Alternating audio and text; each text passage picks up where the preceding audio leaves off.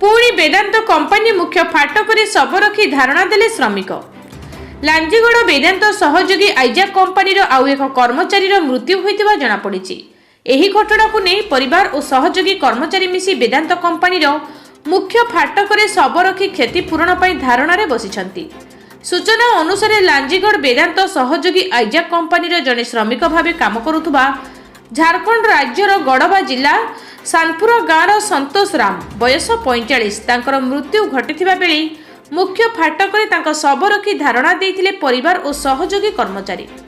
संतोष राम वेदांत पार्श्व रही China colony रे रही वेदांतर सहयोगी कंपनी आइजाक दीर्घ वर्ष है काम करुवा बेले कौनसी कारणरू गुरुवार विलंबित राति मृत्यु घटी।